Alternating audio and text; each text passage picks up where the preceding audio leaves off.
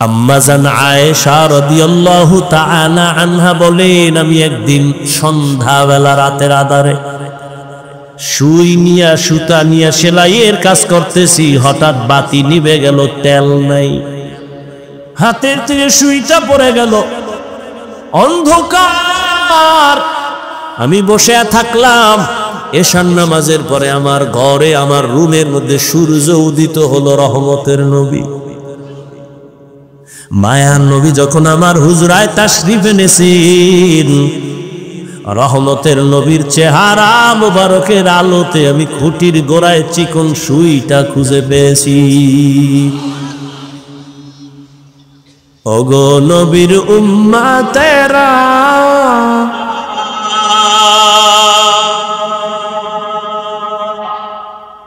ওই আজি দিশাহারা, কোরআন হাদিসের চলো যখন যাহা চায় মনে,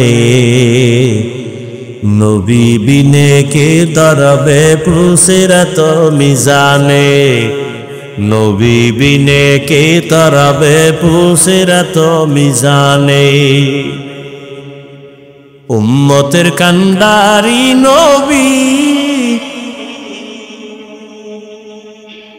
কাঁদেছেন উম্মতের লাগি, এখনো কাঁদেন নবীজি শুয়ে মদিনার পানে,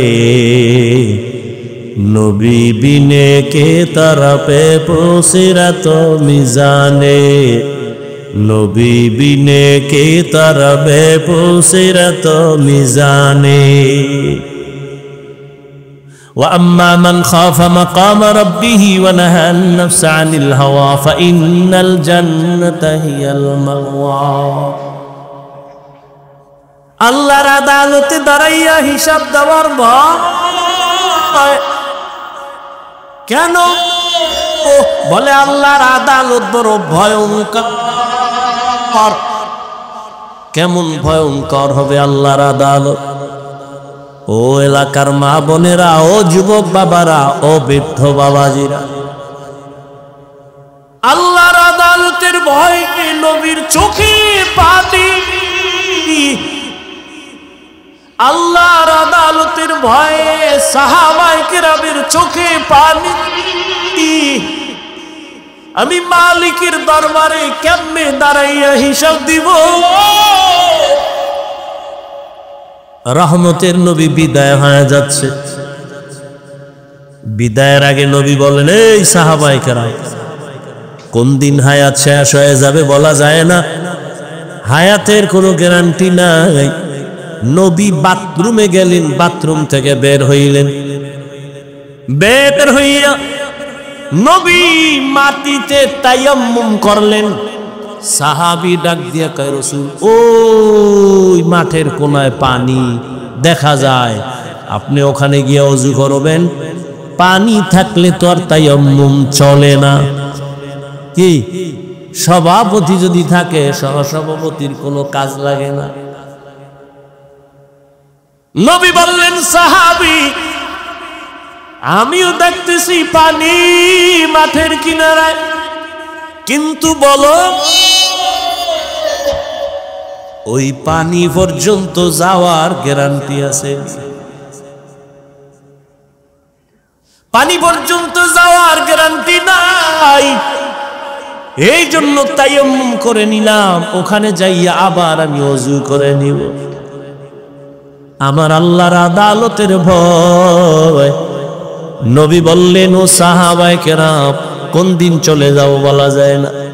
আমার কাছে কোনো কারো হক যদি পাওনা থাকে, তাড়াতাড়ি আদায় করে নাও।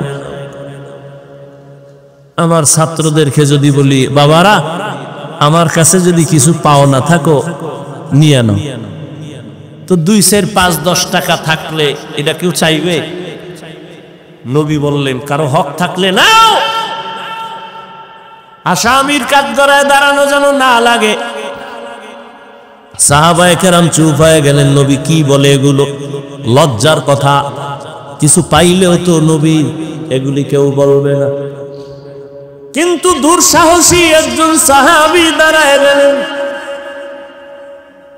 দাঁড়াইয়া বললেন, ইয়া রাসূলুল্লাহ, একদিন আপনি আমার শরীরে একটা টাচ করেছিলেন, এমনিতে একটা টাচ করেছিলেন হালকার উপরে। নবী কয়, তাহলে এটা তো আমি এমনি করেছি, ঠিক আছে, তুমি এটার প্রতিশোধ নিয়ে নাও। সাহাবায়ে কেরাম তো আগুন হয়ে গেছে, এত বড় দুঃসাহস, নবী কইছে আর দাঁড়ায় গেছে। নবী বুঝতে পেরেছেন, এই তোমরা গরম হইও না, তাকে আসার মতো রাস্তা খুলে দাও। রহমতের নবী আমার সাহাবী সামনে আইসা কয়, ইয়া রাসূলুল্লাহ, যখন আপনি আমার শরীর টাচ করেছিলেন, আমার শরীরে কোনো জামা ছিল না, খালি গায়ে ছিল। নবী কত সরল, নবী মসজিদে বয়া রইছে, একটা জামা গায়ে। এক বাচ্চা আইসা কয়, আমার বুড়া মা একটা জামা চাইছে। নবী কয়, নাই, যাও। গুইরা আবার আইছে বাচ্চা, আইসা বলে, আপনার গায়ে যেটা আছে না, এটা চাইছে। নবী গায়েরটা খুলে দিয়েছে, দিয়া নবী খালি গায়ে বয়ে রইছে। বেলাল তো আজান দিতে এসে দেয়, সর্বনাশ, নবী খালি গায়ে বসা। আল্লাহ আয়াত নিয়ে পাঠাইছে সূরা বনী ইসরাঈল। নবী কি গিয়া বলো, এত বেশি হাতকে প্রসারিত না করে যে নিজে নিঃস্ব হয়ে থাকবে, লজ্জা পেতে হবে। আবার এত বেশি হাত আটকাইয়া যেন না রাখে যে মানুষ তাকে কৃপণ বলে দোষারোপ করবে। সাহাবী বলেন, ইয়া রাসূলুল্লাহ, আপনি যখন আমার শরীরে টাচ করেছিলেন, আপনার গা ছিল খালি। নবী বলে, ঠিক আছে, তো আমিও জামা উঠাই। নবী পিছন থেকে জামাটা উঠাচ্ছেন, সাহাবী একটা দৌড়, এত জোরে দৌড়াইয়া পেছন দিকে ঘুরিয়া নবী যখন জামা উঠাইছেন, নবীর গর্দান মোবারকের নিচে একটা মোহরে নবুয়ত। সাহাবী দৌড়াইয়া মোহরে নবুয়তে চুমা খায়া পইরা গিয়া কয়, নবী মাফ করে দেন, বেয়াদবি করে ফেলেছে। নবী কয়, সাহাবী কি করল, জান্নাত ওয়াজিব করে ফেললি।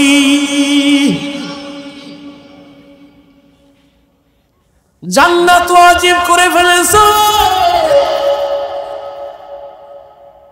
মোহরে নবুয়তে চুমো দিয়েছো। রহমতের নবী আমার, তার হাতে গড়া সাহাবী আবু বকর, নবী নাই, খেলাফতের দায়িত্বে আবু বকর বসে আছে। আল্লাহর আযাবের ভয়, আদালতে হিসাবের ভয়। নবী বলেন, আমার হুজরার পাশেই তো মসজিদে নববী, আমি এশার নামাজ পড়ে ঘুমাই, আমার চোখ বন্ধ, আমার অন্তর ঘুমায় না। রাতের গভীরে হঠাৎ আমার কানে আওয়াজ আসছে, কে জানো মসজিদের ভেতরে কাঁদে রাতের আধারে গভীরে। আমি ঘুম ভেঙ্গে গেল, আমি উঠা নিচে নামলাম, বের হইয়া দেখলাম এই গভীর রাতে মসজিদের মধ্যে কেন কান্নার আওয়াজ, কে কোন বিপদে। আমি তাকাইয়া দেখি জান্নাতের 1 নাম্বার সাহাবী আবু বকর নামাজে দাঁড়ায় কাঁদতেছে। নামাজ শেষ, আমি জিজ্ঞাসা করলাম, আবু বকর, গভীর রাতে আপনি নামাজে দাঁড়ায় কেন কাঁদেন? আবু বকর বলেন, ইয়া রাসূলুল্লাহ, আল্লাহর আদালতে দাঁড়াইয়া হিসাব দেওয়ার ভয় আমি নামাজে কান্না করেছি। অথচ তার আমল কত সুন্দর, ইখলাস কত সুন্দর, তেলাওয়াত কত সুন্দর, নামাজ কত সুন্দর, তাকওয়া কত সুন্দর। এরপরেও যদি তারা কান্না করে, তাদের তুলনায় তো আমাদের কোনো নামাজ নাই, কোনো ইখলাস নাই, তাকওয়া নাই, আমল নাই, ঈমানও নাই, কিছুই নাই তাদের হিসাবে। আমাদের তো গলায় রশি লাগায় কান্না করা দরকার, অথচ আমাদের চোখে পানি নাই, কেউ কান্না করলে তাও দেখতে পারি না। الحمد لله الذي جعل الشمس والقمر بحسبان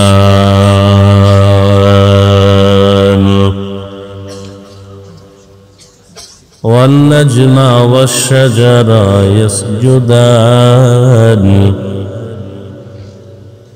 وفضل زمانا على زمان كما فضل مكانا على مكان وإنسانا على إنسان ونشهد أن لا إله إلا الله وحده لا شريك له لا ضد له ولا ند له ولا مثل له ونشهد أن سيدنا وسندنا وحبيب ربنا وطبيبنا وطبيب قلوبنا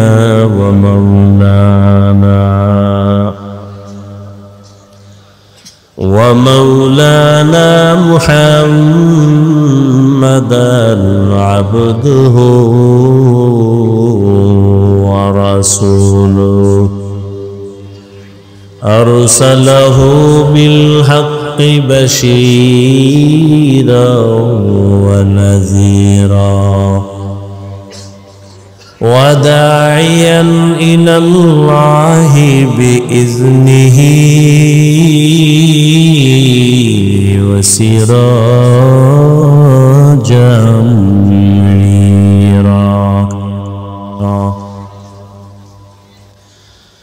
اللهم صل على محمد النبي الأمي وعلى آله وسلم تسليما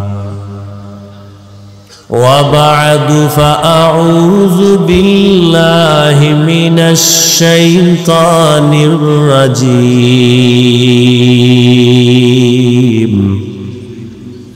بسم الله الرحمن الرحيم وأما من خاف مقام ربه ونهى النفس عن الهوى فإن الجنة هي المأوى وقال النبي صلى الله عليه وآله وسلم ألا كلكم راعين كلكم مسؤول عن رعيته أو كما قال النبي عليه الصلاة والسلام صدق الله مولانا العظيم وصدق رسوله النبي الأمي الكريم ونحن على ذلك من الشاهدين والشاكرين والذاكرين والحمد لله رب العالمين سبحانك لا علم لنا إلا ما علمتنا إنك أنت العليم الحكيم رب اشرح لي صدري ويسر لي أمري واحلل عقدة من لساني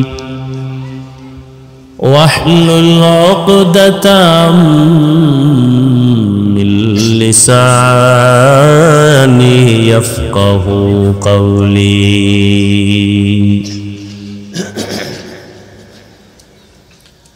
نگاہ مومن سے تو بدل جاتی ہے تقدیر نگاہ مومن سے تو بدل جاتی ہے تقدیر یہ بندہ کی قوت نہیں قدرت کا اشارہ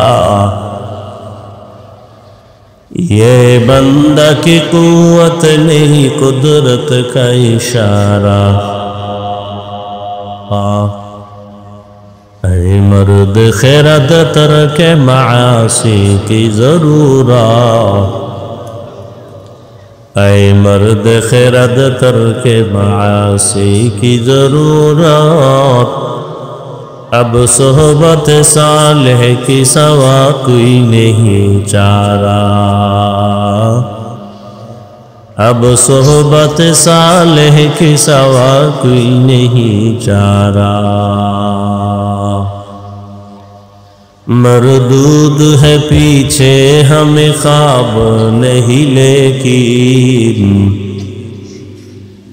مردود ہے پیچھے ہمیں خواب نہیں لیکن ایک وقت میں ہلاک جو اعمال ہے سارا ایک وقت میں ہلاک جو اعمال ہے سارا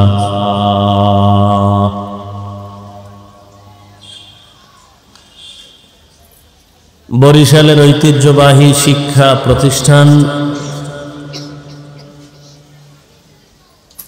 জামিয়া ইসলামিয়া মাহমুদিয়া কর্তৃক আয়োজিত বার্ষিক 3 দিনব্যাপী মাহফিলের আজ প্রথম দিন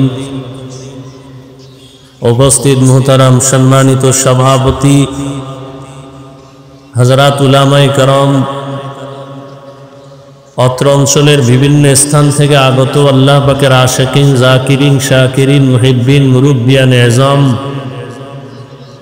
কলিজার টুকরা আমার সমবয়সী যুবক বন্ধুগণ স্নেহের ছোট ভাই পর্দার আড়ালে মাইকের আওয়াজ শ্রবণরতা সম্মানিত মা ও বোনেরা আল্লাহ পাকের দরবারে শুকর যে আল্লাহ রাব্বুল আলামিন আমাদেরকে সুস্থ রেখেছেন এবং পৃথিবীর শ্রেষ্ঠ মজলিস উলামায়ে আহলে হকের মজলিস গুনাহ মাফের মজলিস তওবা কবুলের মজলিসে আমাদেরকে কবুল করেছেন নিয়ামতের শুকর আদায়ার্থে ঈমানের আওয়াজকে উঁচু করে এক আওয়াজে উচ্চ কণ্ঠে সকলেই পড়ি আলহামদুলিল্লাহ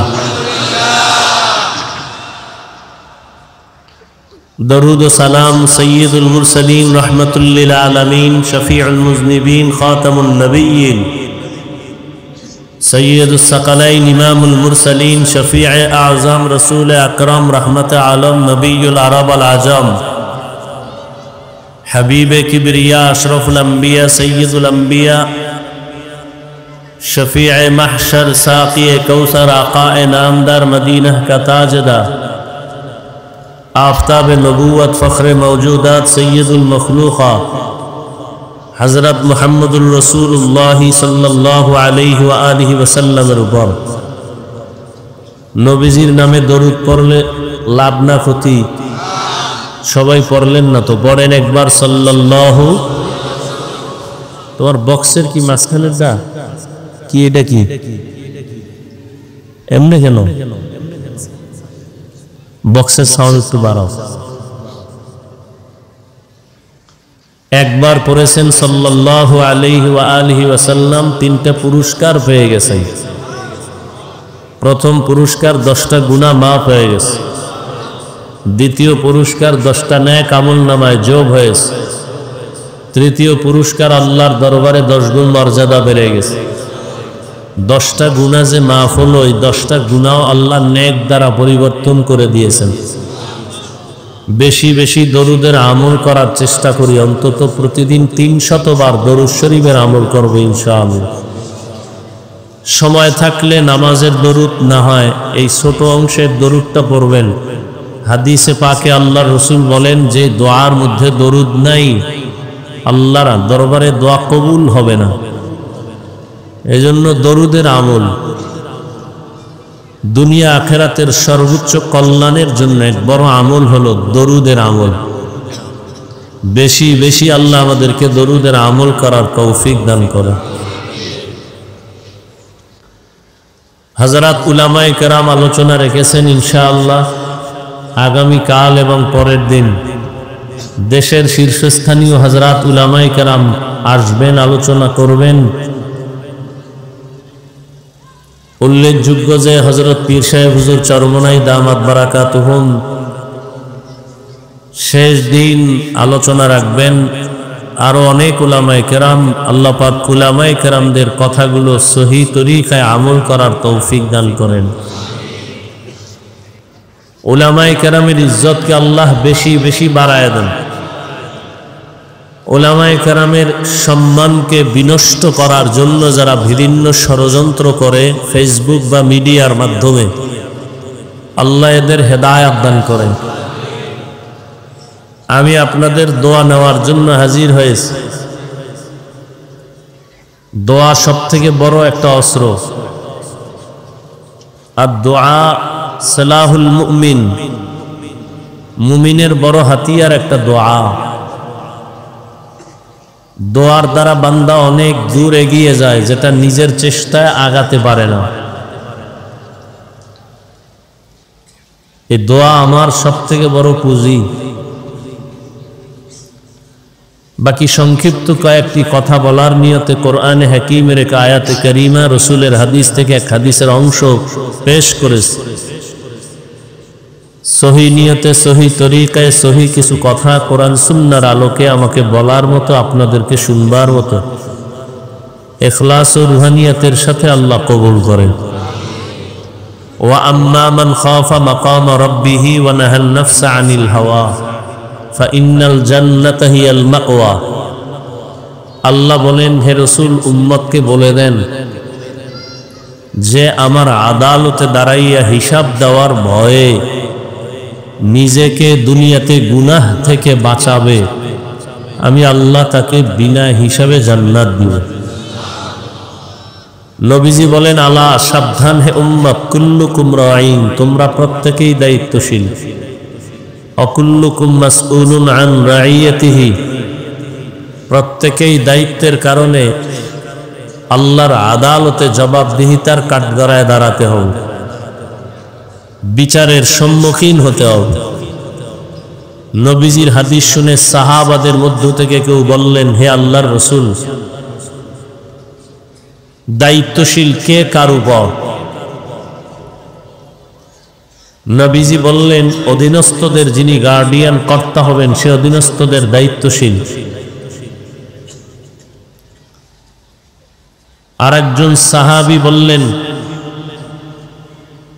অধীনস্থদের দায়িত্বশীল হবে, আমার অধীনেও কেউ নাই, আমিও কারো অধীনে নাই, আমি একা, আমার কি দায়িত্ব? নবীজি বললেন, আপনি আপনার অঙ্গ প্রত্যঙ্গের দায়িত্বশীল। প্রত্যেক সন্তান পিতামাতার অধীন, সন্তানের জন্য মা বাবা দায়িত্বশীল। স্ত্রী স্বামীর অধীন, প্রত্যেক স্বামী স্ত্রীর দায়িত্বশীল। মসজিদের ইমাম ও খতিব মুসল্লিদের দায়িত্বশীল। ওয়ার্ডের মেম্বার ওয়ার্ডের মানুষের দায়িত্বশীল। চেয়ারম্যান ইউনিয়নের দায়িত্বশীল। মাদ্রাসা বা প্রতিষ্ঠানের ছাত্রদের জন্য শিক্ষক দায়িত্বশীল। দেশবাসীর জন্য সরকার প্রধান দায়িত্বশীল। গোটা উম্মতে মুহাম্মদীর জন্য উলামায়ে আহলে হক দায়িত্বশীল। আল্লাহর আদালতে দায়িত্বের কারণে জবাবদিহিতার কাঠগড়ায় দাঁড়াতে হবে।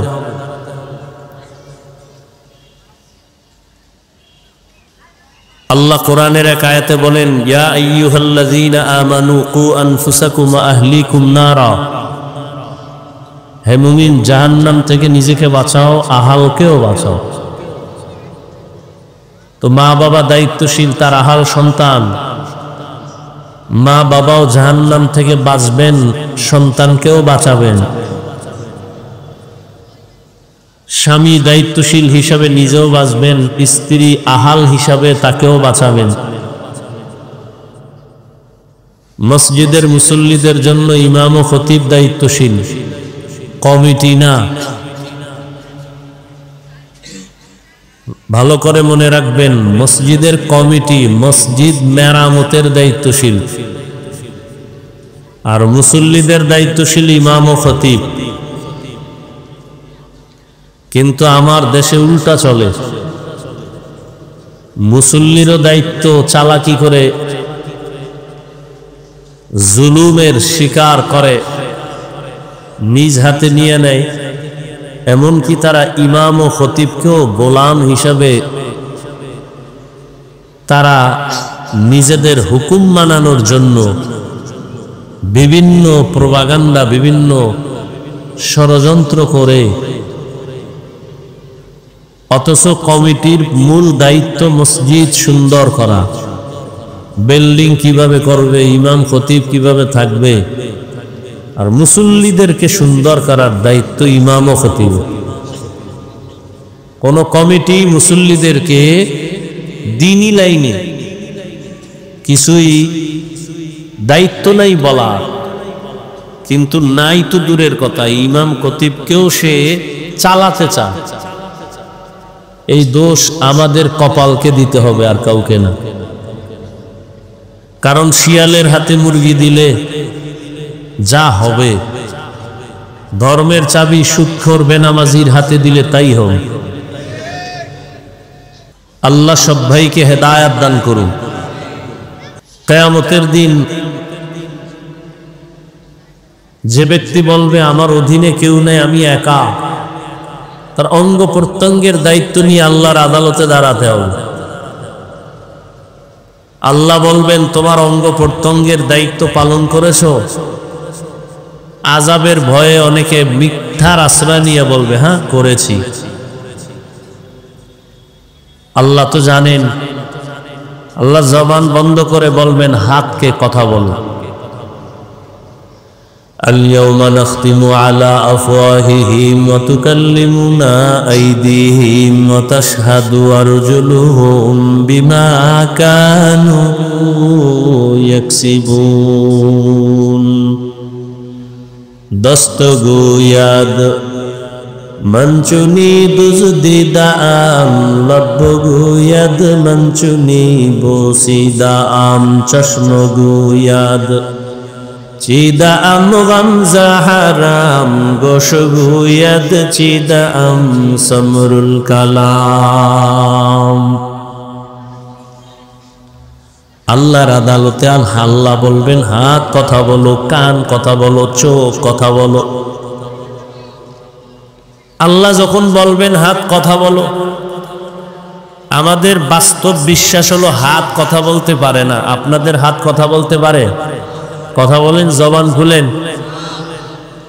এখানে কথা বললে সওয়াব, কারণ এখানে গুনার কথা হবে না, নেকের কথা হবে। আমরা যেখানে জরুরি সেখানে কথা বলতে চাই না, আর যেখানে কথার প্রয়োজন নাই সেখানে শুধু শুধু কথা বলি। মসজিদে কথা বলা নিষেধ, এন বেশি কথা বলে, তা আসতে না জোরে বলে। চিন্তা করে বাধা দিবে কে? বাধা দেওয়ার কেউ নেই। যে বাধা দিবে সে আমার অধীন, আমি কর্তা, আমি গার্ডিয়ান। তো বাস্তব হলো হাত কথা বলতে পারে। আল্লাহ যদি কুদরতের ক্ষমতা দেন পারবে, এই বিশ্বাসটা অন্তরে রাখতে হবে। সংক্ষেপ কথা এমন, পৃথিবীর বিবেক যেটাকে বলে হবে না, অসম্ভব, আল্লাহর কুদরত বলে সেটা সম্ভব। দুনিয়ার মানুষ বলে বিবেক দিয়ে এটা হবে না, অসম্ভব। আমার আল্লাহর কুদরত বলেন সেটা কি? মরা গাছে কথা বলতে পারে না, এটাই সত্য। তো আল্লাহর কুদরতে দুধের বাচ্চা কথা বলতে পারে না, এটাই সত্য। আল্লাহর কুদরতে পারে। এই বিশ্বাস অন্তরে রাখলে তাহলে আশা করা যায় আউলিয়ায়ে কেরামদের কারামত নিয়ে কোনো তিলকাল করার সুযোগ থাকবে না। অনেকে আউলিয়ায়ে কেরামের কারামতকে মানে না, ইখতিলাফের শেষ নাই, ধর্ম নিয়ে বাড়াবাড়ি আর হলো ধর্ম নিয়ে সারাসারি। আল্লাহ সব ভাইকে সহি বুঝ দান করেন। পাথর কথা বলতে পারে না, আল্লাহর কুদরতে পারে। মরা খেজুর গাছ নবীজির সাথে কথা বলেছেন, পাথর নবীর কথায় কালিমায় শাহাদাত করেছে। এটা অলৌকিক একটা পাওয়া, আল্লাহ দেন, বান্দার এখানে কোনো হাত নাই।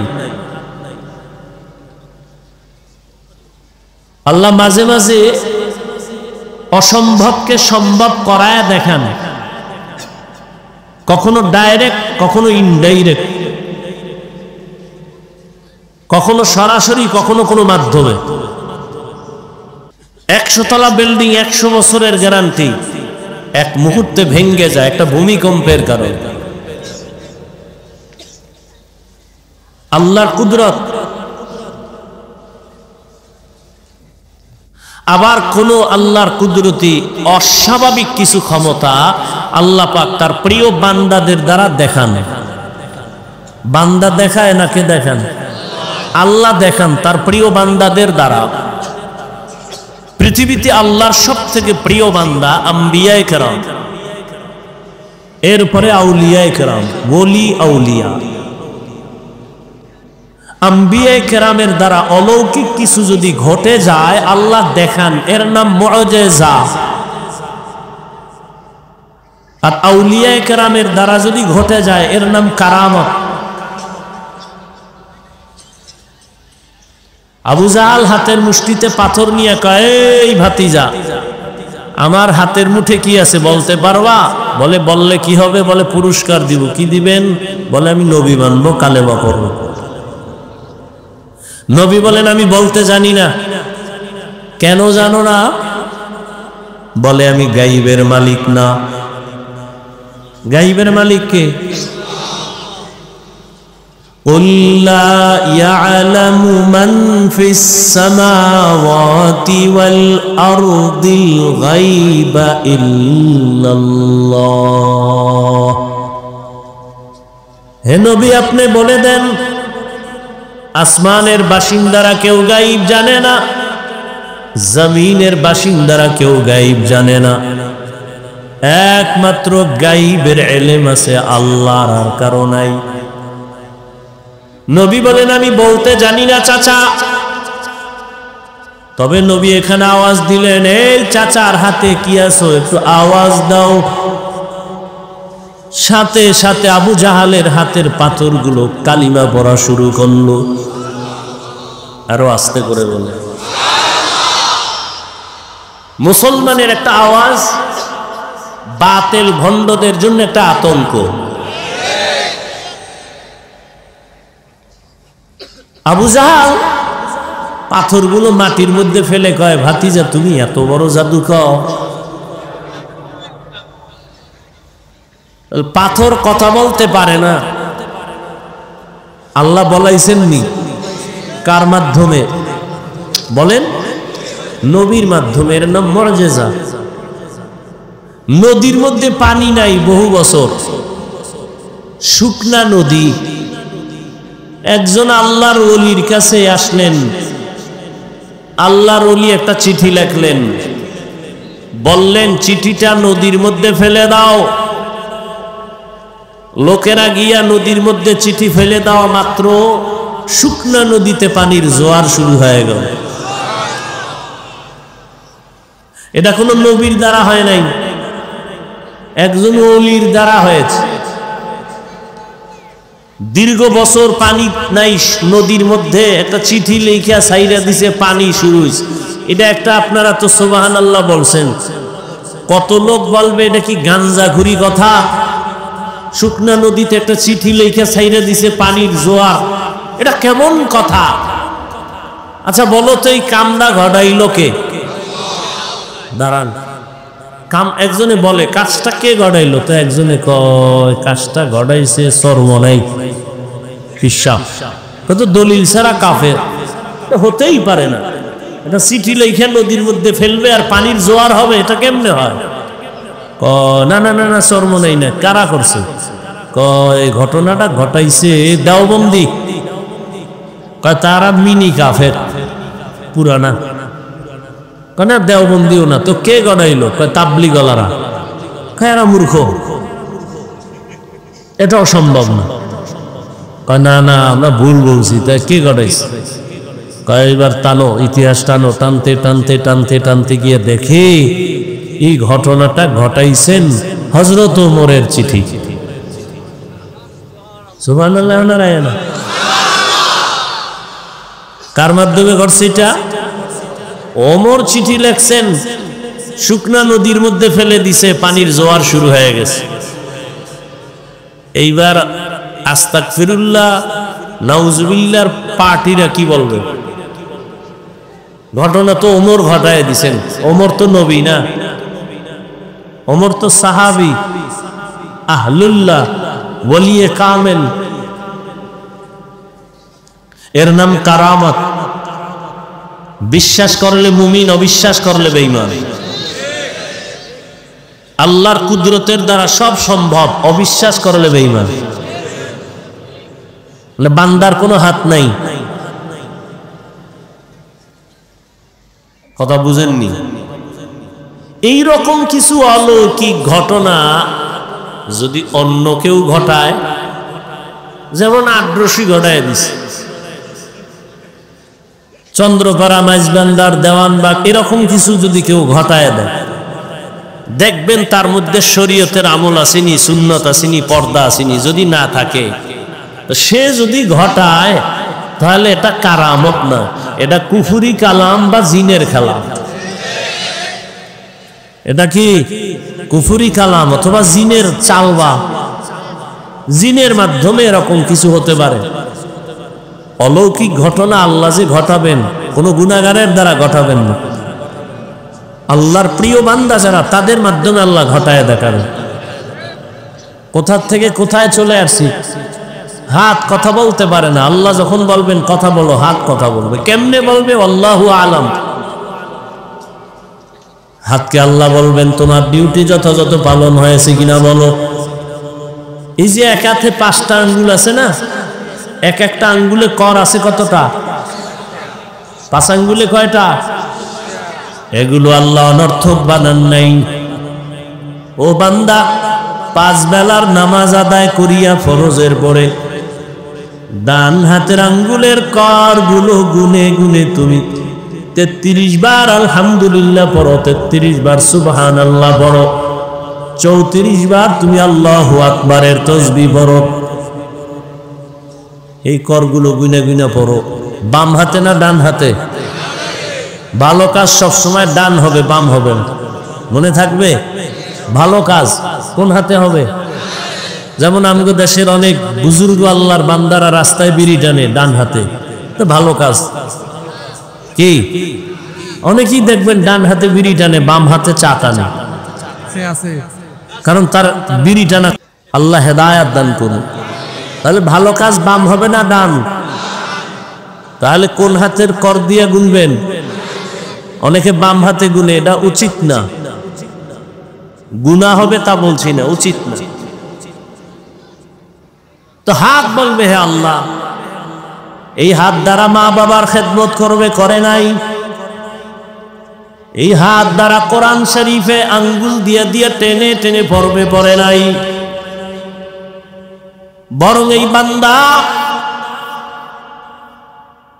এক ধ্বংস লীলা হাতের মধ্যে নিয়ে আঙ্গুল টেনে টেনে আলেমের বিরুদ্ধে ফেসবুকে লেখছে।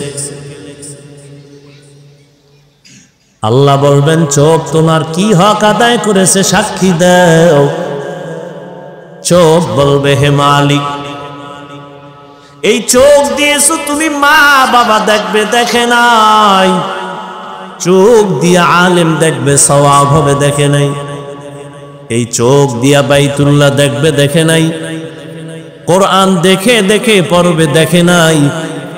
বরং দরওয়াজা জানালাটা বন্ধ করে সারাটা রাত মোবাইল হাতের মধ্যে নিয়া কবিরা গুনাহ, কবিরা গুনাহ, কবিরা গুনাহ দেখে দেখে রাত কাটিয়েছে।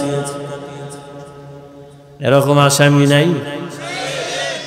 ওয়ালাকাদ যারানা লিজাহান্নামা কাসীরাম মিনাল জিন্নি ওয়াল ইনসি লাহুম কুলুবুন লা ইয়াফকাহুনা বিহা ওয়া লাহুম আ'য়ুনুন লা ইউবসিরুনা বিহা ওয়া লাহুম আযানুন লা ইয়াসমাউনা বিহা উলাইকা কাল আনআমি বাল হুম আদাল উলাইকা হুমুল গাফিলুন।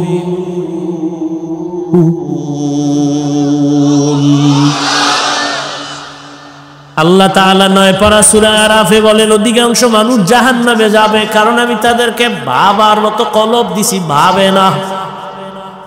দেখার জন্য চোখ দিয়েছি, দেখে না। দেখা শোনার জন্য কান দিয়েছি, শুনে না। চোখের কি ভর্তি লাগায় রাখে, কয় না যা দেখতে বলছি দেখে না, যা নিষেধ করছি তা দেখে। যা শুনতে বলছি শুনে না, নিষেধ যা করেছি তাই শুনে। আল্লাহর দেওয়া কানের মধ্যে আজানের আওয়াজ নাও, তেলাওয়াতের আওয়াজ নাও, মা বাবার আওয়াজ নাও। বান্দা সব বন্ধ করে অল টাইম কানের মধ্যে গানের তার লাগায় গান শুনতে শুনতে ঘুমায়। এর যুবক সারাটা রাত মোবাইলের গুনাহ দেখে দেখে চেহারাটা নষ্ট করেছো। যেই চেহারাটা 40 বছর পর্যন্ত কোনোদিন নষ্ট হবে না, উজ্জ্বলতা যাবে না, মাত্র 25 থেকে 30 বছর পর্যন্ত বয়সে তোমার চেহারা নষ্ট হয়ে গেছে। এরে আমার আল্লাহর বান্দা, শুধু তোমার চেহারার উজ্জ্বলতা যায় নাই, বরং এই মোবাইলের দিকে তাকায়া গুনাহ করার কারণে তোমার কিডনি ড্যামেজ হয়ে গেল, হার্ট দুর্বল, ব্রেন দুর্বল, চরিত্র নাই, লেখাপড়া নাই। তোমার মধ্যে আছে বলতে কিচ্ছু নাই, আছে একটা রুহু, এটা চলে গেলে তুমিও নেই। হুজুরেরা বলে কানে ঢুকে না, মানতেও চাও না। গোটা দুনিয়ার চিকিৎসা বিজ্ঞানীরা গুগলে সার্চ দাও, এখন লেখো টাচ মোবাইলে শরীরের কি কি অঙ্গের ক্ষতি হয়। টাচ মোবাইলের কারণে চোখের পাওয়ার থাকে না, কানের পাওয়ার থাকে না, হার্ট দুর্বল হয়, ব্রেন দুর্বল হয়, চরিত্র তো নাই। নিজ হাতে জীবনটাকে নষ্ট করেছো রে যুবক। এই একটা মোবাইলকে কেন্দ্র করে মায়ের সাথে কত বেয়াদবি করেছো, বাবার সাথে কত বেয়াদবি। এই মোবাইলটাকে কেন্দ্র করে শিক্ষকের সাথে কত বেয়াদবি, আলেমের সাথে কত বেয়াদবি। এই মোবাইলকে কেন্দ্র করে কত সন্তান মা বাবার টাকা চুরি করেছো। আল্লাহ হেদায়েত দান করুন। এরে আল্লাহর গোলাম, কয়দিন আর কত রাত মোবাইল দিয়া কবিরা গুনাহ করলে তোর মনের আশা মিটবে, তারপরে তওবা করবি? বল বাবা, এখনো চিন্তা করো। আল্লাহ যদি তোমারে 60 বছর হায়াত দেয়, 30 বছর চলে গেছে, আর বাকি হায়াত থাকতে হবে পঙ্গু হইয়া। কারণ তোমার বাকি 30 বছর বাঁচার জন্য যেই পরিমাণ চোখের পাওয়ার লাগে, তুমি নিয়াত শেষের আগে নষ্ট করেছো। বাকি 30 বছর বেঁচে থাকার জন্য যেই পরিমাণ তোমার হাত শক্তিশালী লাগে, মোবাইলের কারণে নষ্ট করে ফেলেছো। যেই পরিমাণ কানের পাশ তোমার মেয়াদ থাকা সত্ত্বেও তুমি নষ্ট করে ফেলেছো রে বাবা। হাত থাকবে, শক্তি থাকবে না, চরিত্র থাকবে না, মানুষ ভালো জানবে না। ও দয়ার মালিক, মোবাইলের গুনাহের থেকে আমাদেরকে মেহেরবানি করে হেফাজত করে। কয়দিন আর এই দুনিয়ার রং তামাশায় জীবন কাটাইবা? জীবনে তো কম গুনাহ করো নাই, মনে চাইছে নামাজ পড়বা না, পড়ো নাই। মনে চেয়েছে পার্কে পার্কে আড্ডা দিবা, দৌড়ায় চলে গেছো, কারো বাধা মানো নাই। কয়দিন আর এমনে হেমনে দৌড়াইবা? করো নাই কি তোমার মতো কত তাজা যুবক চলে গেল, তুমি কি ভুলে গেছো? ছাত্র জনতার বৈষম্য বিরোধী আন্দোলনে কত যুবকের তাজা লাশ, ডেঙ্গুতে কত যুবক। এমন একটা দিন নাই যে যুবকের লাশের কোনো খবর নাই। আর কত পার্কে পার্কে দৌড়াইলে তোমার মনের আশা মিটবে, তারপরে তওবা করবা। ও আমার কলিজার বাবা, আর কত গুনাহ করলে তোমার মনের আশা মিটবে, তারপরে তওবা করবা। এবং এটাও ভাবো হায়াতের আর বাকি আছে কতদিন। জিন্দেগি মে বন্দগি তু কর নাহি, জিন্দেগি মে বন্দগি তু কর নাহি, जिंदगी बे बंदगी शर्मिंदा है, जिंदगी बे बंदगी शर्मिंदा है। यहाँ हम सब मुसाफिर दिल ना लगा, अहले दिल की नजर से रूह करता जा, यहाँ हम सब मुसाफिर दिल ना लगा, अहले दिल की नजर से रूह करता जा।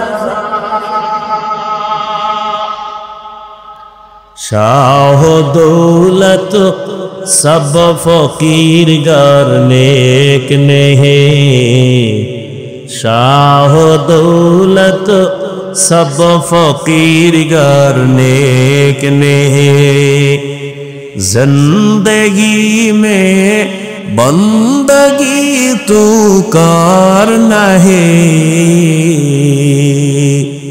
जिंदगी में बंदगी तू कर नहीं, जिंदगी बे बंदगी शर्मिंदा है, जिंदगी बे बंदगी शर्मिंदा है, जिंदगी में बंदगी कुन बंदगी, बंदगी बे जिंदगी शर्मिंदगी। বাদশাহ হারুন রশিদের নাম শুনছেন? বাদশাহ হারুন রশিদ একদিন তার রাজপ্রাসাদে ওলামাদের একটা কাফেলা জমা করলেন দাওয়াত মেহমানদারির জন্য। উঠা বসা করলে আমি দোয়া করে দেব। তো উলামাদের কাফেলা বাদশাহ হারুন রশিদের রাজপ্রাসাদে হাজির। বাদশাহ হারুন রশিদ একদিকে রাষ্ট্রপ্রধান, অন্যদিকে আল্লাহর প্রিয় একজন ওলিয়ে কামেল। রাষ্ট্রপ্রধান তো তিনিই হবেন যে জনগণের ইমামতিও করবে, মসজিদে আবার জুমার খুতবা দেওয়ার অধিকার রাখবে। আর আমগো অবস্থা, জনগণের প্রতিনিধি ইমামতি করবে দূরের কথা, সালাম দিতে পারে না। সালাম দেয় সালাম আলাইকুম, স্টাইল সালাম আলাইকুম, মানে তোর উপরে আল্লাহর গজব। তো হে ঘুরে খাও আলাইকুম, তোর উপরে আরো আগে। বাদশাহ হারুন রশিদ ওলামাদের কাফেলাকে ডাকলেন, তার স্ত্রীর নাম জানেননি? খবর নেই।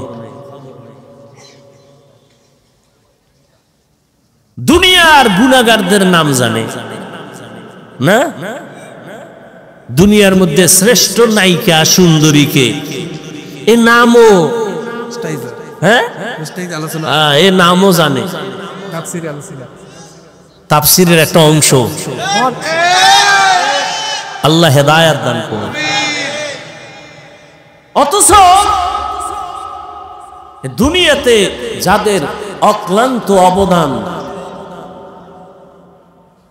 মনীষী আল্লাহর প্রিয় গোলাম, এদের নাম আমাদের খবর নাই। বাদশাহ হারুন রশিদের স্ত্রীর নাম কি? জুবায়দা খাতুন। কি নাম? জুবায়দা খাতুন। তিনি ছিলেন কোরআনে হাফেজা।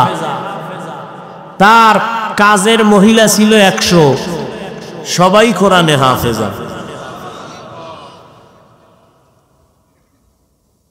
যাই হোক, ওদিকে আমি যাব না। বাদশাহ হারুন রশিদ ওলামায়ে কেরামদের ডেকে যথেষ্ট পরিমাণ মেহমানদারি করালেন। এবার একটা প্রস্তাব দিলেন, প্রশ্ন করলেন, হযরত উলামায়ে কেরাম, আমি আপনাদের ডেকেছি আমার একটা অন্তরের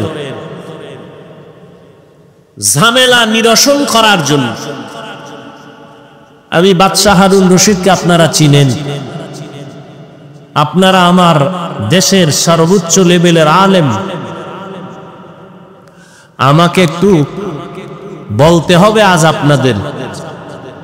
আমি 5 ওয়াক্ত নামাজ পড়ি, আমি আল্লাহর বিধান পালন করার চেষ্টা করি। অতএব আমাকে বলবেন, আমি বাদশাহ হারুন রশিদ কি জান্নাতি না জাহান্নামী? প্রশ্নটা খুব সহজ। ওলামায়ে কেরামদের মধ্য থেকে একজন একজন বলা শুরু করলেন, আপনি ভালো মানুষ, নেক আমল করেন, আপনি জান্নাতের পথে আছেন যদিও বলা যাবে, তবে নিশ্চিত জান্নাতি না জাহান্নামী এটা বলার কোনো উপায় নেই। এটা বলা যাবে না। এইভাবে পুরা কাফেলার সব আলেমের এক আওয়াজ, আপনি জান্নাতের পথে আছেন অথবা গুনার কারণে জাহান্নামের পথে আছেন বলা যাবে, কিন্তু নিশ্চিত আপনি জান্নাতি না জাহান্নামী এটা বলা। বাদশাহ হারুন রশিদ বলেন, তো আপনাদের ডেকে লাভ হলো কি? লাভ হলো,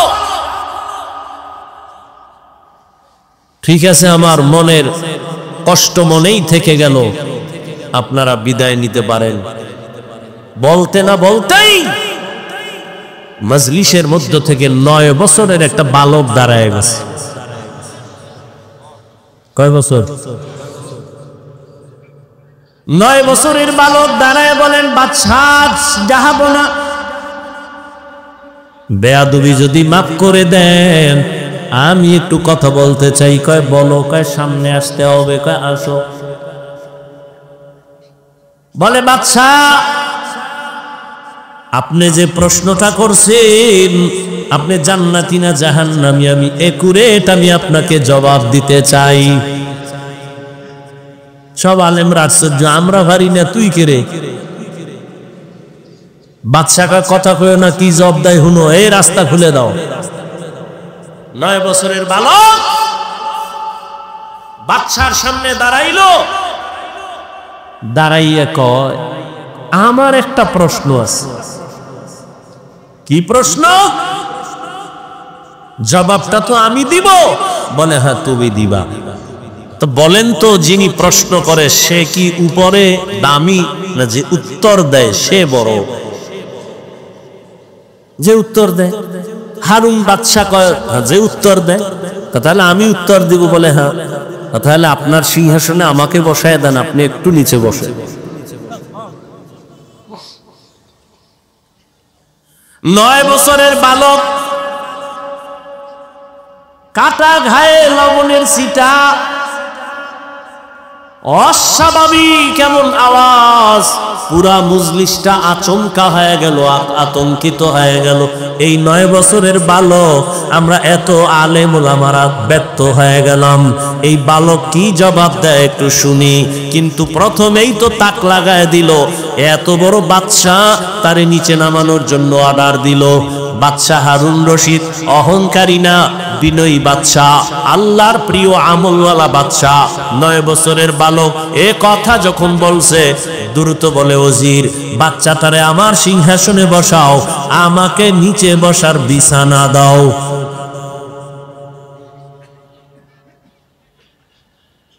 বাচ্চাটারে উপরে বসাইয়া বাচ্চার নিচে বসলো। মরিচ ডইল জাল কমনি। হ্যাঁ, বাচ্চা সিংহাসনে বৈশা 9 বছরের বালক প্রথমে জবাব দেওয়ার আগে বলে, ও বাদশা তাকায় দেখেন, বেয়াদবি মাফ করবেন, এলেমের সম্মান তো এমনই হয়। কিসের সম্মান? এলমেরা জাজু করদন বেহিসাব, এলমেরা জাজু করদন বেহিসাব, খলকেরা দাদন জবাবে বাসওয়াব, হক না দারত দোস্তে খলকা জারেরা, নিস্তেগি খসলত একে দিনদারেরা। বাচ্চা ডাক দিয়া বলল, 9 বছরের বালক, এলেমের সম্মান তো এমনই হয়। রহমতের নবী কালেমার দাওয়াত দিবেন, কিন্তু চতুর্পার্শ্বে দুশ্মন ঘোরা। 7 বছরের সন্তান আইসা নবীর হাতে হাত লাগায় কালেমা পড়লেন। কয় বছর? কেউ বলেন 9 বছর, কেউ বলেন 8 বছর, কেউ বলেন 11 বছর। রহমতের নবীর হাতে কালেমা পড়েছেন, কালেমার পতাকা উড্ডীন করার শপথ নিয়ে নিলেন। রহমতের নবী বললেন, এরে সন্তান, এতদিন তুমি ছিলা আমার চাচাতো ভাই, এখন তুমি আমার সাহাবী। আল্লাহ যদি কপাল খুলে দেন, কিছুদিন পরেই এই সন্তান হবে রসুলের জামাতা। বলতে পারেন কে? হযরত আলী রাদিয়াল্লাহু তাআলা আনহু। হযরত আলী 7 থেকে 11 বছরের বয়সে নবীর হাতে হাত লাগাইলেন। রহমতের নবী খুশি হইয়া দোয়া করলেন, আনা দারুল হিকমাহ ওয়া আলিয়ুন বাবুহা, আমি হইলাম ইলম ও হিকমতের ঘর, আর এই ইলম ও হিকমতের ঘরের দরওয়াজা আমার আলী। ইলমের সম্মান পাওয়ার এত বেশি, হযরত আলী আল্লাহর শুকর আদায় করেন। রাজিনাতিস মাতাল জব্বার ফিনা লানা ইলমুন ওয়ালিল আদাই মালু ফাইন্নাল মা লা ইয়াফনি আন করিবিন ওয়া ইন্নাল ইলমা বাকিন লা ইয়াজালু। হযরত আলী বলেন, ও আল্লাহ, তোমার শুকর আদায় করি, সম্মানের চেয়ারে বসার জন্য 2 জিনিসের একটা লাগে, হয়তো শিক্ষাগত যোগ্যতা ইলম দরকার, না হয় টাকা দরকার, মাল দরকার। দুনিয়ার মানুষ শিক্ষিত বান্দারও সম্মানের জায়গা দেয়, অথবা যে ব্যক্তি টাকাওয়ালা তারও সম্মানের চেয়ার দেয়। ও আল্লাহ, তুমি আমাদের টাকার মালিক বানাও নাই, ইলমে ওহির মালিক বানাইছো, শুকর তোমার। ইলমের কারণে এত সম্মান, টাকা পাইয়া খুশি না রে মালিক, কারণ টাকাওয়ালার টাকা আজ আছে কাল থাকবে না, এলেম ওয়ালার এলেম সিনায় ঢুকবে, কখনো বিদায় হবে না। টাকাওয়ালার টাকা আজ আছে কাল নাই, আর শিক্ষা যেটা ঢুকছে এলেম এটা আর যাবে? বলেন না কেন? তবে এখানে একটা পয়েন্ট, যেহেতু অনেক আমার কলিজার ছাত্র ভাইরা আছেন, কথাটা মনে রাখবেন, পারলে লিখে রাখবেন। এলেম কখনো সিনাত থেকে যাবে না, তবে হ্যাঁ দুইটা বেয়াদবি করলে এলেম থাকবে না। কয়টা? এক হলো এলেমের সাথে অপরাধ, দ্বিতীয় হলো এলেম ওয়ালা যারা, এদের সাথে বেয়াদবি করলে এলেম চলে যাবে। এলেমের সাথে বেয়াদবি করলে এলেম থাকে না, ইলম ওয়ালাদের সাথে বেয়াদবি করলে এলেম চলে যায়। এই জন্যই তো ইলমের ভান্ডার হযরত আলী বলেন, মান আল্লামানি হারফান ইনশাআ বা ওয়া ইনশাআ আতাকা। হযরত আলী বলেন, আমাকে একটা অক্ষর যিনি শিক্ষা দিয়েছেন তিনি আমার মাথার মুকুট, চাইলে আমাকে বিক্রিও করে দিতে পারে, না হয় গোলাম বানাইয়াও রাখতে পারে। ইলমেরা এজাজ করদান বেহিসাব, খলকেরা দাদান জবাবে বাসওয়াব। ও আমার ছাত্র ভাইরা, ভালো করে বুঝো, হাটহাজারীর হুজুর চলে গেছেন, আল্লাহ জান্নাত দান করেন। হুজুর বলেছেন, হেলিকপ্টারে আমি ঘুরি, রিকশার মতো নাই। চরমনায়ের হুজুর হেলিকপ্টারে ঘুরে, হাফিজুর রহমান হেলিকপ্টারে ঘুরে, চাইলে ডেলি ঘোরা যায়। 14 গোষ্ঠী বিক্রি করলেও ভাড়া টাকা হবে না, কিনা তো দূরের কথা। আমি মাঝে মাঝে বলি, হেলিকপ্টারে হাফিজুর রহমান দৌড়ায় না, চরমনায়ের হুজুর দৌড়ায় না। আল্লাহর ইলম যে দামি, আল্লাহর ইলমের মর্যাদা উপরে দৌড়া হয়।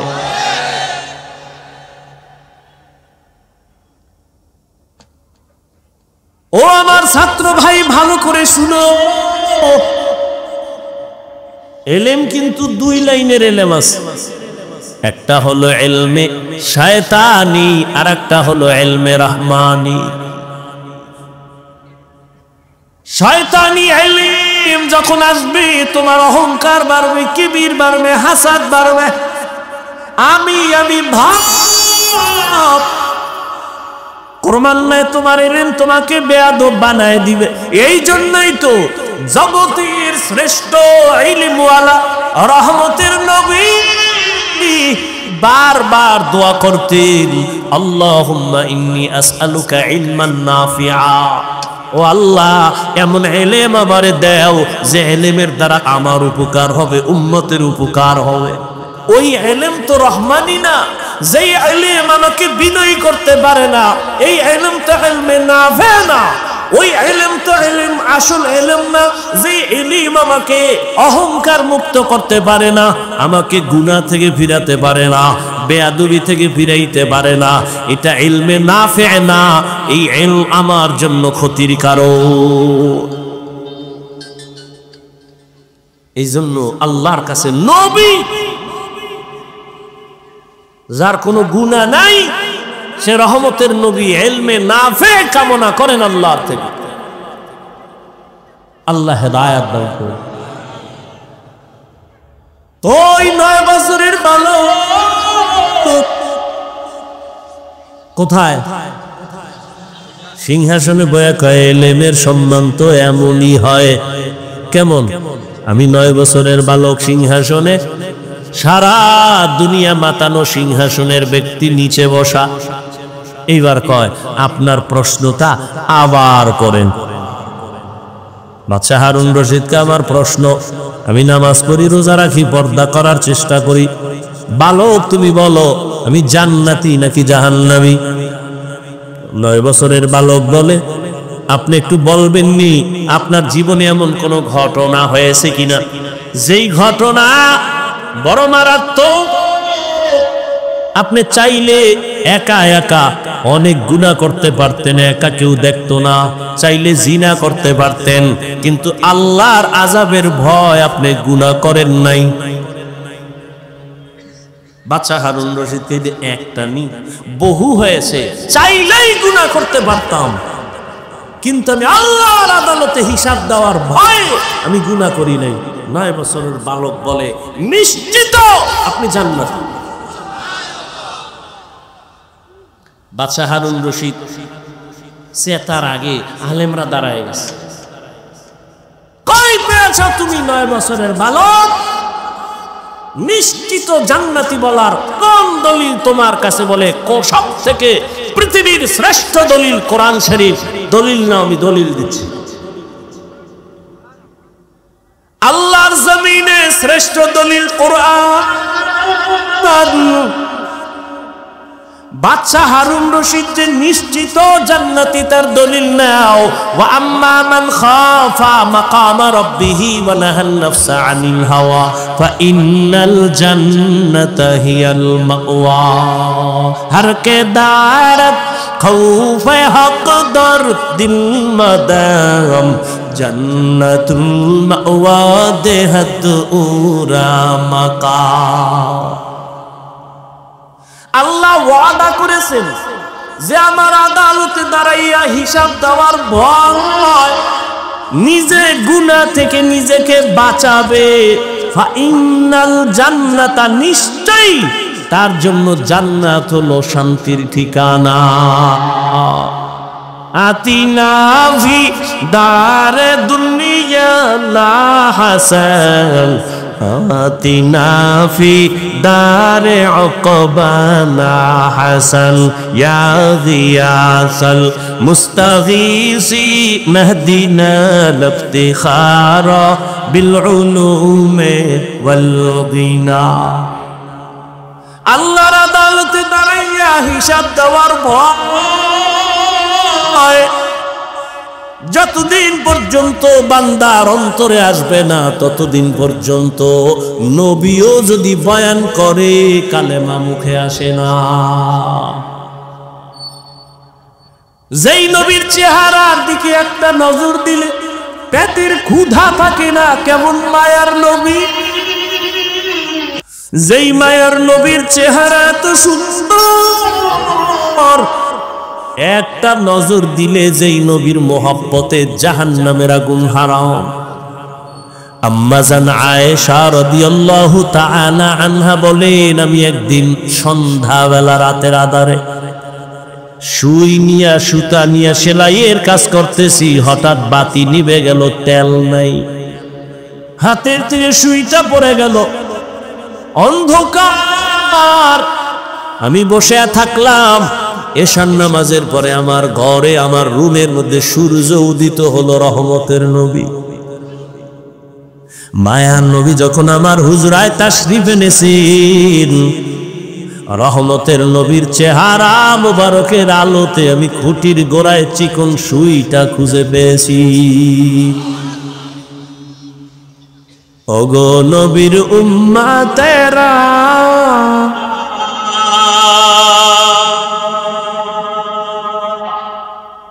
ওই আজি দিশাহারা, কোরআন হাদিসের চলো যখন যাহা চায় মনে, নবী বিনে কে দরবে পুসিরাত মিজানে, নবী বিনে কে তরবে পুসিরাত মিজানে। উম্মতের কান্ডারি নবী কাঁদেছেন উম্মতের লাগি, এখনো কাঁদেন নবীজি শুয়ে মদিনার পানে, নবী বিনে কে তরফে পুসিরাত মিজানে, নবী বিনে কে তরফে পুসিরাত মিজানে। وأما من خاف مقام ربه ونهى النفس عن الهوى فإن الجنة هي المأوى আল্লাহর আদালতে দাঁড়াইয়া হিসাব দেওয়ার ভয় কেন? বলে আল্লাহর আদালত বড় ভয়ঙ্কর। কেমন ভয়ঙ্কর হবে আল্লাহর আদালত? ও এলাকার মা বোনেরা, ও যুবক বাবারা, ও বৃদ্ধ বাবাজিরা, আল্লাহর আদালতের ভয়ে নবীর চোখে পানি, আল্লাহর আদালতের ভয়ে সাহাবায়ে কেরামের চোখে পানি। আমি মালিকের দরবারে কেমনে দাঁড়াইয়া হিসাব দিব? রহমতের নবী বিদায় হয়ে যাচ্ছে। বিদায়ের আগে নবী বলেন, এই সাহাবায়ে কেরাম, কোন দিন হায়াত শেষ হয়ে যাবে বলা যায় না। হায়াতের কোনো গ্যারান্টি নাই। নবী বাথরুমে গেলেন, বাথরুম থেকে বের হইলেন, বের হইয়া নবী মাটিতে তায়াম্মুম করলেন। সাহাবী ডাক দিয়া কয়, রাসূল, ওই মাঠের কোনায় পানি দেখা যায়, আপনি ওখানে গিয়ে ওযু করবেন। পানি থাকলে তো আর তায়াম্মুম চলে না। কি সভাপতি যদি থাকে, সহসভাপতির কোনো কাজ লাগে না। নবী বললেন, সাহাবী, আমিও দেখতেছি পানি মাঠের কিনারায়, কিন্তু বলো ওই পানি পর্যন্ত যাওয়ার গ্যারান্টি আছে? পানি পর্যন্ত যাওয়ার গ্যারান্টি নাই। এই জন্য তায়াম্মুম করে নিলাম, ওখানে যাইয়া আবার আমি ওযু করে নিব। আমার আল্লাহর আদালতের ভয়। নবী বললেন, ও সাহাবায়ে কেরাম, কোন দিন চলে যাও বলা যায় না। আমার কাছে কোনো কারো হক যদি পাওনা থাকে তাড়াতাড়ি আদায় করে নাও। আমার ছাত্রদেরকে যদি বলি, বাবারা, আমার কাছে যদি কিছু পাওনা থাকো নিয়ে নাও, তো 2 সের 5-10 টাকা থাকলে এটা কেউ চাইবে? নবী বললেন, কারো হক থাকলে নাও, আসামির কাঠগড়ায় দাঁড়ানো যেন না লাগে। সাহাবায়ে কেরাম চুপ হয়ে গেলেন। নবী কি বলে এগুলো? লজ্জার কথা। কিছু পাইলেও তো নবী এগুলি কেউ বলবে না। কিন্তু দুঃসাহসী একজন সাহাবী দাঁড়ায় গেলেন, দাঁড়াইয়া বললেন, ইয়া রাসূলুল্লাহ, একদিন আপনি আমার শরীরে একটা টাচ করেছিলেন, এমনিতে একটা টাচ করেছিলেন হালকার উপরে। নবী কয়, তাহলে এটা তো আমি এমনি করেছি, ঠিক আছে, তুমি এটার প্রতিশোধ নিয়ে নাও। সাহাবায়ে কেরাম তো আগুন হয়ে গেছে, এত বড় দুঃসাহস নবী কইছে আর দাঁড়ায় গেছে।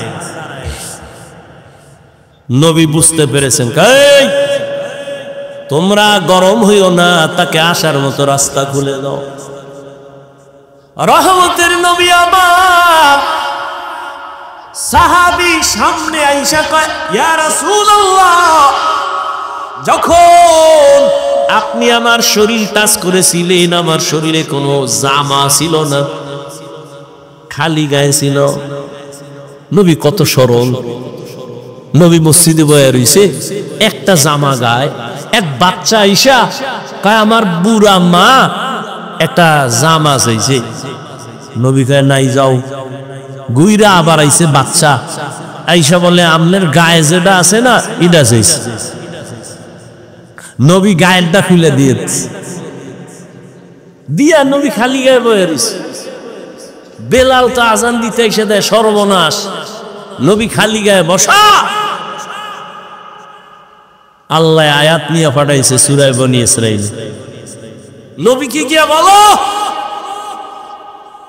এত বেশি হাতকে প্রসারিত না করে যে নিজে নিঃস্ব হয়ে থাকবে, লজ্জা পেতে হবে। আবার এত বেশি হাত আটকাইয়া যেন না রাখে যে মানুষ তাকে কৃপণ বলে দোষারোপ করবে। সাহাবী বলেন, ইয়া রাসূলুল্লাহ, আপনি যখন আমার শরীরে টাচ করেছিলেন আপনার গা ছিল খালি। নবী বলে, ঠিক আছে, তো আমিও জামা উঠাই। নবী পিছন থেকে জামাটা উঠাচ্ছেন, সাহাবী একটা দৌড়, এত জোরে দৌড়াইয়া পেছন দিকে ঘুরিয়া নবী যখন জামা উঠাইছেন, নবীর গর্দান মোবারকের নিচে একটা মোহরে নবুয়ত। সাহাবী দৌড়াইয়া মোহরে নবুয়তে চুমা খায়া পইরা গিয়া কয়, নবী মাফ করে দেন, বেয়াদবি করে ফেলেছে। নবী কয়, সাহাবী কি করলি? জান্নাত ওয়াজিব করে ফেললি। জান্নাত ওয়াজিব করে ফেলেছো, মোহরে নবুয়তে চুমো দিয়েছো। রহমতের নবী আমার, তার হাতে করা সাহাবী আবু বকর, নবী নাই, খেলাফতের দায়িত্বে আবু বকর বসে আছে। আল্লাহর আযাবের ভয়, আদালতে হিসাবের ভয়। নবী বলেন, আমার হুজরার পাশেই তো মসজিদে নববী, আমি এশার নামাজ পড়ে ঘুমাই, আমার চোখ বন্ধ, আমার অন্তর ঘুমায় না। রাতের গভীরে হঠাৎ আমার কানে আওয়াজ আসছে, কে জানো মসজিদের ভেতরে কাঁদে রাতের আধারে গভীরে। আমি ঘুম ভেঙ্গে গেল, আমি উঠা নিচে নামলাম, বের হইয়া দেখলাম এই গভীর রাতে মসজিদের মধ্যে কেন কান্নার আওয়াজ, কে কোন বিপদে। আমি তাকাইয়া দেখি জান্নাতের 1 নাম্বার সাহাবী আবু বকর নামাজে দাঁড়ায় কাঁদতেছে। নামাজ শেষ, আমি জিজ্ঞাসা করলাম, আবু বকর, গভীর রাতে আপনি নামাজে দাঁড়ায় কেন কাঁদেন? আবু বকর বলেন, ইয়া রাসূলুল্লাহ, আল্লাহর আদালতে দাঁড়াইয়া হিসাব দেওয়ার ভয় আমি নামাজে কান্না করেছি। অথচ তার আমল কত সুন্দর, ইখলাস কত সুন্দর, তেলাওয়াত কত সুন্দর, নামাজ কত সুন্দর, তাকওয়া কত সুন্দর। এরপরেও যদি তারা কান্না করে, তাদের তুলনায় তো আমাদের কোনো নামাজ নাই, কোনো ইখলাস নাই, তাকওয়া নাই, আমল নাই, ঈমানও নাই, কিছুই নাই তাদের হিসাবে। আমাদের তো গলায় রশি লাগায় কান্না করা দরকার, অথচ আমাদের চোখে পানি নাই, কেউ কান্না করলে তাও দেখতে পারি না। বড় দুঃখ। খেলাফতে আবু বকর আছেন, রাষ্ট্র পরিচালনা করেন। বিবি সাহেব একদিন বললেন, ও খলিফাতুল মুসলিমিন, আমার বৃষ্টি খাইতে মনে চায়। দেখেন আল্লাহর ভয়ে চান্দাবাজার ধান্দাবাজেরা দেশটারে নাপাক করে ফেলেছ। চান্দাবাজি আর ধান্দাবাজি করে এদের থেকে উলামায়ে কেরাম হাতে নিতে হবে এই রাজনীতির ময়দানকে পবিত্র করার জন্য। কারণ নাপাক মানুষের দিমাগ দিয়া কোনোদিন নাপাক পবিত্র জমিনকে পাক করা যায় না, অপবিত্র জমিনকে পাক করা যায় না। এখানে পবিত্র মেধা লাগবে, আল্লাহর ভয় লাগবে। আর আপনারা নাক টেনে ঘুমান দেশ স্বাধীন।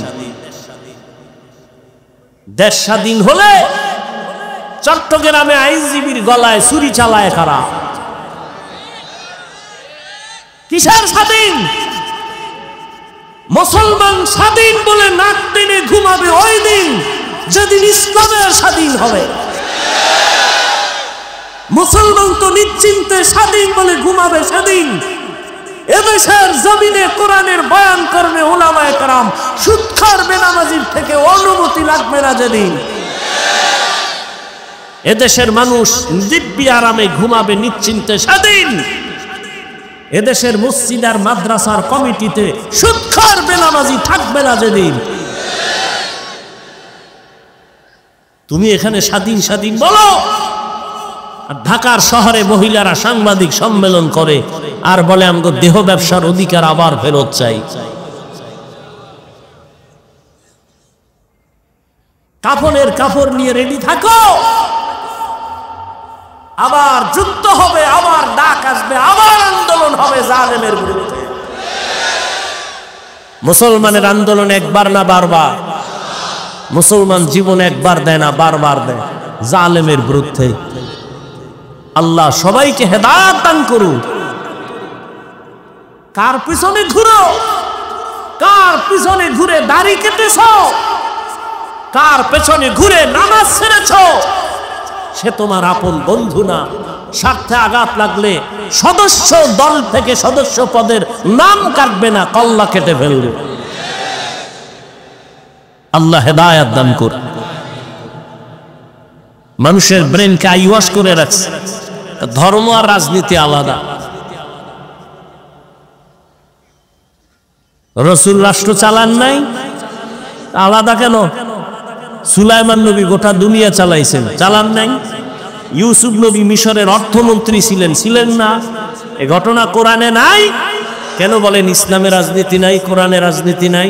হ্যাঁ, আপনার চান্দাবাজি আর ধান্দাবাজি ইসলামে নাই। ইসলামে কি আছে? মালিক যেই প্লেটে খাবে গোলাম একই প্লেটে খাবে। ইসলাম কি বলে? কর্মচারী কাজ করবে, ঘাম ঝরার আগে বেতন দিয়ে দাও। আবু বকর রাষ্ট্র পরিচালনা করেন, বিবি বলে মিষ্টি খাইতে মনে চায়।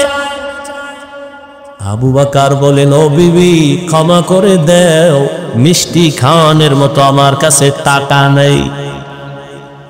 পুরা রাষ্ট্র চালায়। বিবি চুপ হয়ে গেছেন। কিছুদিন পর আবু বকর সিদ্দিক রাদিয়াল্লাহু তাআলা আনহুর স্ত্রী কিছু টাকা হাতে দিয়া বললেন, ও খলিফাতুল মুসলিমিন, আপনার কাছে টাকা নাই বলেছেন, আমি আলাদা কিছু টাকা দিয়েছি, এ দিয়া মিষ্টি এনে দেন। আবু বকর কয়, এই টাকা পাইছো কই? আমনে কইবেন নি বউ টাকা দিলে কই পাইছো? আমনে কইবেন এটি জিজ্ঞানোর দরকার নেই, চুরি করে আইনে দিল শকর হাজার বার। বলবেন তোমাকে ধন্যবাদ, মাঝে মাঝে আরো আইনো, চুরি ফিরে হলো আনবা, কোনো তোমার টেনশন নাই। আর আবু বকর বলে, ওই বিবি, এই যে টাকা তুমি দিয়েছো কোথায় পেয়েছো? আল্লাহর ভয় কাকে বলে দেখেন। বিবি বলে, আপনি যে মাসে মাসে বেতন নেন না, ওই বেতনের টাকা থেকে আমি কিছু ধরে ধরে এটা জমাইছি। আবু বকর কি বলে, তাহলে তো বুঝলাম আমার বেতনের অংশ থেকে এই টাকাগুলো না হলেও সংসার চলে, তো আগামী মাস থেকে আমি এই টাকা কমায় নেব বেতন থেকে। এর নাম তাকওয়া, এর নাম আল্লাহর ভয়। হর কে দারত খৌফে হকদার দি মদগম, জন্নতুল মাওয়া দেহদ উরা মাকাম। আবু বকর জান্নাতের সার্টিফিকেট পাইছেন। নবী বলেন, জান্নাতের সার্টিফিকেট পাইয়া আবার কাঁদেন কেন? ও আবু বকর বলেন, ইয়া রাসূলুল্লাহ, আপনিই তো হাসরের কঠিন বয়ান করেছেন। হাসরের ময়দান বড় ভয়ঙ্কর হবে। ওই দিন সব নারী আর পুরুষেরা উলঙ্গ দাঁড়াবে, সূর্য মাথার উপরে নেমে আসবে, জমিন হবে তামা, জাহান্নামের আগুনের গরম। ওদিকে আমার আল্লাহ রাগান্বিত আওয়াজ দিবেন, লিমানিল মুলকুল ইয়াউম লিল্লাহিল ওয়াহিদিল কাহ্হার। আল্লাহ এতটা রাগান্বিত আওয়াজ দিবেন যে হাসরের ময়দানটা থরথর করে কেঁপে উঠবে। আবু বকর বলেন, ইয়া রাসূলুল্লাহ, নবীরা পর্যন্ত কান্না করবেন সেই দিন, আপনিই বয়ান করেছেন। হাসরের ময়দানের ভয়ঙ্কর হালাত দেখে যে নবীদের গুনাহ নাই তারাও কাঁদবেন। মুসা নবী কাঁদবেন, ঈসা নবী কাঁদবেন, ইব্রাহিম নবী কাঁদবেন, আদম নবী কান্না করবেন। উম্মতেরা পাগলের মতো দৌড়াবে, সুপারিশের জন্য কোন নবী সুপারিশ করবেন না। ও রহমতের নবী, আপনিই বয়ান করেছেন। আম্মা জান আয়েশা রাদিয়াল্লাহু তাআলা আনহা বলেন, নবীজিরে মাঝে মাঝে দেখতাম আমার রুমের মধ্যে বৈশা নবী গুনগুন করে কান্না করে। আমি আয়েশা 6 বছরে আমার নবীজির সাথে বিয়া হলো। 9 বছর বয়সে আমি নবীর ঘরে আসলাম। আমার 18 বছর যখন বয়স হয় নবী দুনিয়া থেকে চলে গেলে আমি নবীরে কান্না করতে দেখলে ভয় পাইতাম। আমার এই অল্প বয়সের কারণে না জানি কোনো বেয়াদবি হয়ে যায়। আমি বারবার জিজ্ঞাসা করতাম,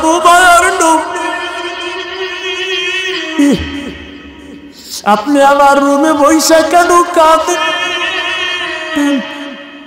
নবী বলেন, আয়েশা আমি 2টা কারণে বেশি বেশি কান্না করি।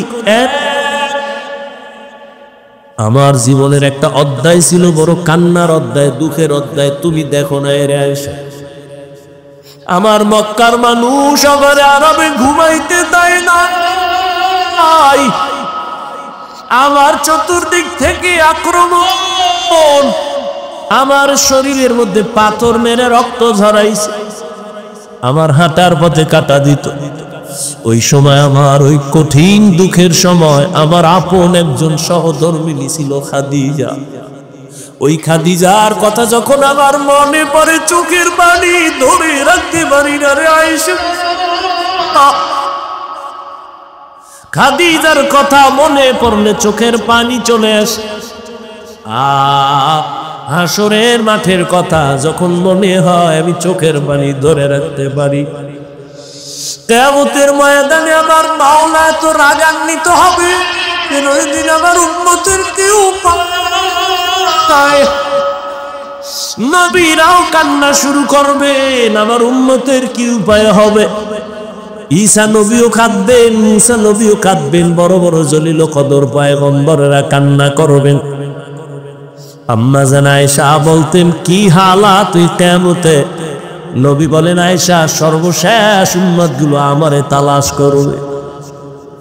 আম্মা জান বলেন, নবী আপনাকে কই পাইবে উম্মতেরা? নবী বলেন, আয়েশা আমি আমার মাওলার কুদরতের সামনে মাকামে মাহমুদে সিজদায় পড়ে কান্না করব। নবীরা কাঁদবেন আর বলবেন, আল্লাহ আমার উপায় কি হবে? আর আমি মুহাম্মদ কান্না করে একবারও নিজের কথা বলবো না, আমি বারবার বলবো, আল্লাহ আমার উম্মতেরে বাঁচাও, আমার উম্মতেরে বাঁচাও, আমার উম্মত যেন জাহান্নামে না যায়। আমার উম্মত যদি জাহান্নাম, আমি জান্নাতে যাব না। আমার কান্না দেখে আবার আল্লাহ বলবেন, ও নবী কাঁদবেন না, আপনি মাথা উঁচু করেন, উম্মত গুলো ধরে ধরে জান্নাতের দিকে নিয়ে যান। আমি আমার উম্মত গুলো বেছে বেছে জান্নাতের দিকে হাউজে কাউসারের কিনারায় নিয়ে দাঁড় করাবো। আম্মা জান আয়েশা বলেন, ইয়া রাসূলুল্লাহ, কোটি কোটি কোটি মানুষের ভেতরে উম্মতের চিনবেন কি করে? নবী বলেন, আয়েশা আমার উম্মতেরা যারা 5 ওয়াক্ত নামাজ ওযু বানাইয়া আদায় করবে, কিয়ামতের দিন তাদের ওযুর জায়গাগুলো নূরের আলোতে ঝলমল করতে থাকবে। আমি দেখে দেখে আমার উম্মতগুলো হাউজে কাউসারের কিনারায় নিয়া লাইনে দাঁড় করাইয়া আমি নবী নিজের হাতে কাউসারের পানি পেয়ালা ভরে ভরে দিব। আমার উম্মতেরা পানি পান করবে, পিপাসা থাকবে না। আমার উম্মতেরা কাউসারের পানি পান করে করে এভাবে জান্নাতের পথে গিয়া বসবে। এক পর্যায়ে দেখবো আমার উম্মত লাইনে এখনো বাকি, তবে মাঝখানে পর্দা পড়ে গেছে। আমি জিজ্ঞাসা করব, সাহাবায়ে কেরাম ফেরেশতাকে পর্দা ফালাইলা কেন? উম্মত কি শেষ বলে না, ফালাইলা কেন?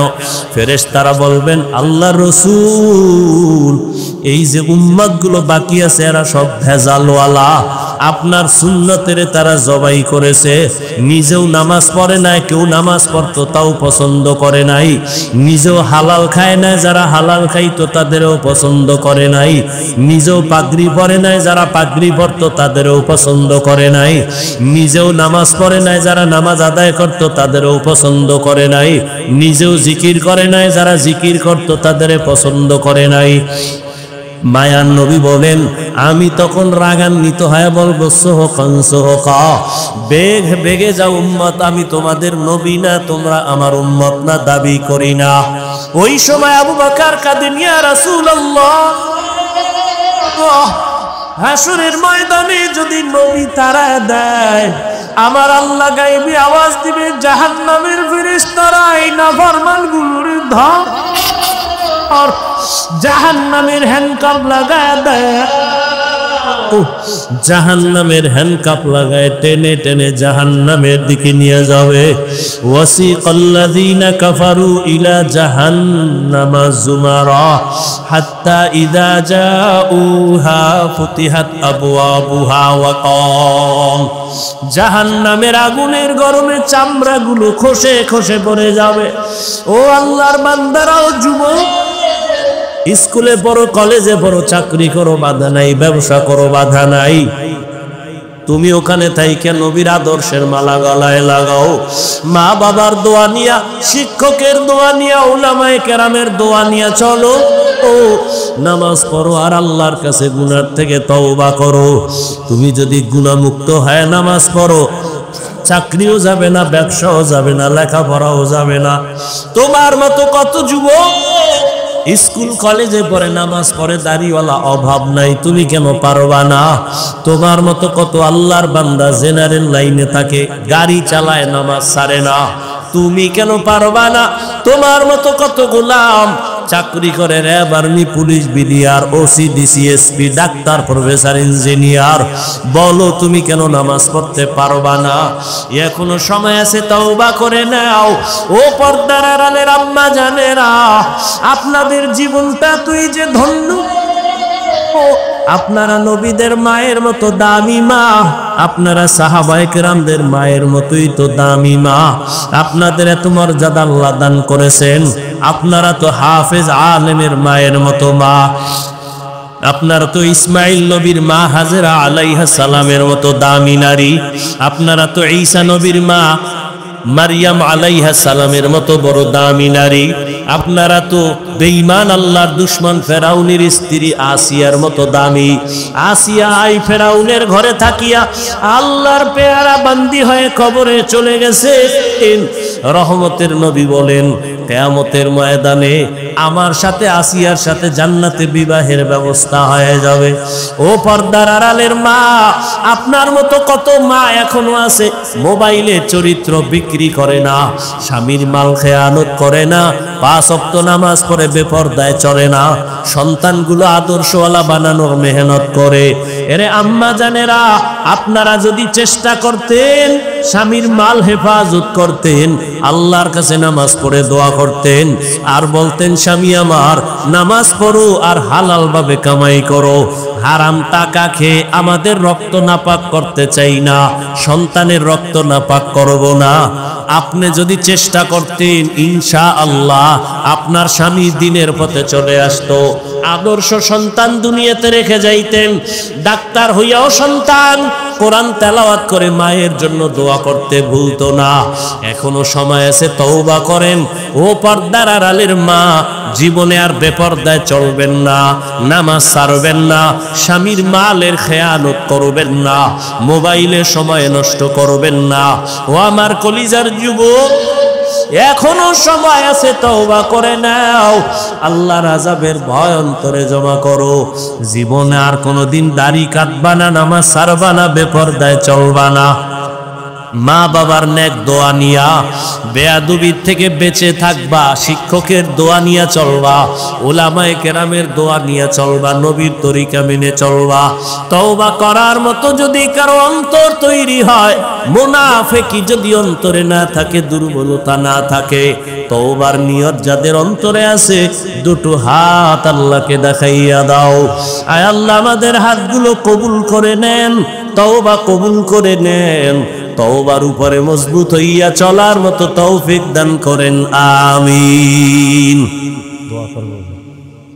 আলহামদুলিল্লাহি রাব্বিল আলামিন, ওয়াসসালাতু ওয়াসসালামু আলা সাইয়্যিদিল আমবিয়াই ওয়াল মুরসালিন ওয়া আলা আলিহি ওয়া আসহাবিহি আজমাইন। ইয়া আরহামার রাহিমিন, ইয়া আরহামার রাহিমিন, ইয়া আরহামার রাহিমিন।